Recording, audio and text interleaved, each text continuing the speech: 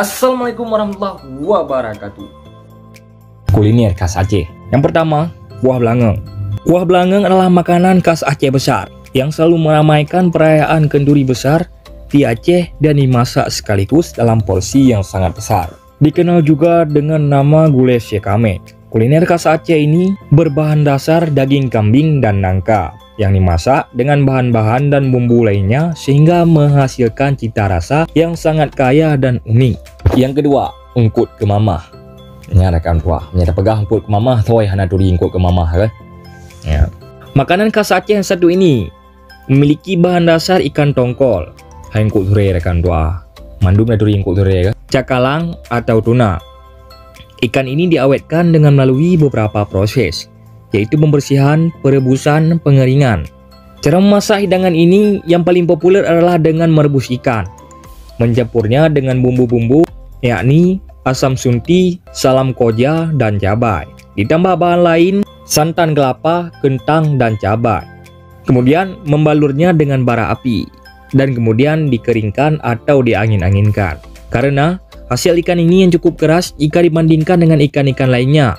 Hidangan khas Aceh satu ini sering juga disebut dengan ikan kayu. Selain itu, ungkut kemamah dapat disimpan hingga berminggu-minggu. Konon katanya, hidangan ini menjadi perbekalan para pejuang Aceh saat perang melawan Belanda dulu karena awet dan mudah dibawa rekan tua. Yang ketiga, kuah pleu. Sesuai namanya, makanan khas Aceh yang satu ini merupakan makanan berkuah yang bersantan atau patarana dan berbumbu dasar pleu yang merupakan sisa kelapa yang minyaknya sudah diperah. Kuah pleu ini merupakan makanan khas Aceh Barat. Kuah pleu yang bentuknya mirip seperti gulai ini, salah satu bahan dasarnya adalah asam sunti yang merupakan bumbu dapur khas Aceh. Kuah pleu berisi sayur-sayuran yakni melinjo, terong, kecombrang, labu siam, daun kari, daun jeruk purut, serta udang. Kuliner khas Aceh yang satu ini merupakan salah satu makanan utama untuk acara-acara khusus di Nanggro Aceh Darussalam, baik di Pidia, Biren, Aceh Barat, Melabuh, dan sebagainya. Bohrorum. Nah rekan tua, bohrorum merupakan makanan khas Aceh yang memiliki rasa manis dengan tekstur yang sangat lembut, yang bentuknya mirip dengan klepon.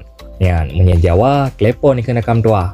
Pinoy Aceh, bohrorum. Bohrorum juga dikenal sebagai kue dua bedeh. Kuliner khas Aceh ini dibuat dengan tepung ketan, daun pandan, garam, dan gula, serta parutan kelapa. Setelah adonan dicampurkan dan diberikan pewarna makanan dengan yang warna hijau, bohrorum dibalur dengan parutan kelapa yang manis dan gurih.